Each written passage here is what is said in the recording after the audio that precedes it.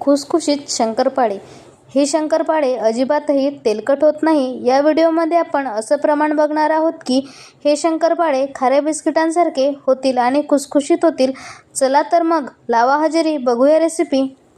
एका बाउलमध्ये आपण 2 वाटी मैदा, 1 चमचा जिरे, 1 चमचा ओवा, 1 चमचा तीळ, 1 चमचा कसुरी मेथी हातावर क्रश करून त्यामध्ये घालावी. क्रश केल्यामुळे त्याचा फ्लेवर हा छान येतो.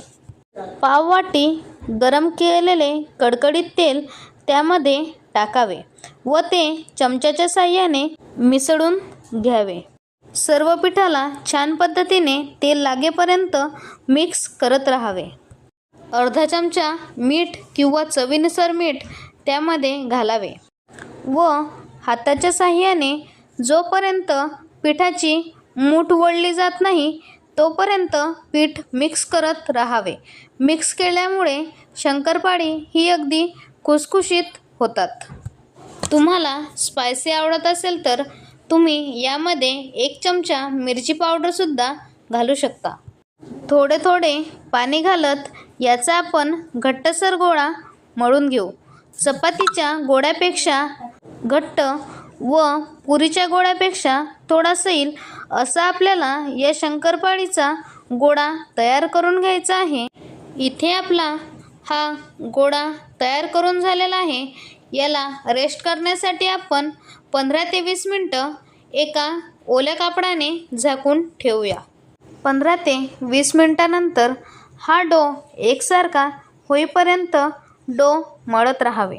5 ते 10 मिनिट हा डो छान मळल्यामुळे आपली शंकरपाळी ही खुसखुशीत आणि बिस्किटांसारखी होतील. आपला डो एकसारखा करून झाल्यानंतर चपातीपेक्षा थोडा मोठा आपल्याला गोळा घ्यायचा आहे व तो गोळा आपल्याला पातळसर असा लाटून घ्यायचा आहे. सगळ्या बाजूंनी हा गोळा सारखा लाटला गेला पाहिजे याची आपल्याला काळजी घ्यायची आहे. हा डो लाटत असताना आपल्याला तेलाची किंवा पिठाची आवश्यकता भासत नाही. चपातीपेक्षा थोडी जाड व पुरीपेक्षा थोडी बारीक अशी आपल्याला ही पोळी लाटून घ्यायची आहे. पोळी लाटून झाल्यानंतर त्याचे एजेस हे कट करून घ्यायचे आहे. आपल्याला हव्या त्या शेपमध्ये आपण ही शंकरपाळी बनवू शकतो. मी इथे डायमंड शेपची शंकरपाळी बनवलेली आहेत. तुम्हाला किंवा तुमच्या मुलांना जो शेप आवडत असेल त्या शेपमध्ये आपण ही शंकरपाळी बनवू शकतो. शंकरपाळी बनवून झाल्यानंतर